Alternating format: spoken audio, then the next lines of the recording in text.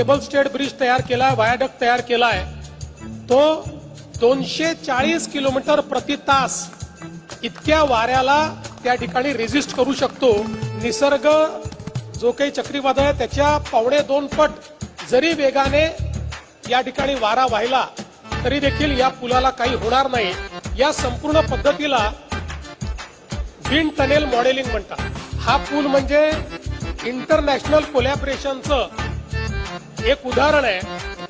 कारण भारतासहित 7 देश वेगवेगळ्या पद्धतीनं या पुलाच्या उभारणीमध्ये त्या ठिकाणी होते. बेस डिझाईन हे कॅनडामध्ये तयार झालं. त्यानंतर फोर्स टेक्नॉलॉजी ही कोपनहेगन डेन्मार्कमध्ये त्या ठिकाणी त्याची विंड टेस्ट करण्यात आली. केबल्सच्या ज्या चाचण्या आहेत त्या ऑस्ट्रियाच्या व्हिएन्ना विद्यापीठात करण्यात आल्या. केबल्सचं जे उत्पादन आहे ते मेसर्स किसवायर या मलेशियाच्या कंपनीने केलं आणि रस्त्यालगतचे सुरक्षा कठडे ऑस्ट्रिया आणि गोदरेज आपल्या भारतातली मुंबईतली यांनी संयुक्तपणे केलं. आणि मग याची अग्निशमन चाचणी ही ॲपुल्स लॅब स्पेन यांनी केली, स्पेनमध्ये केली. आणि याच्यामध्ये पुलाचं आरेखन हे तायवानच्या कंपनीने केलं.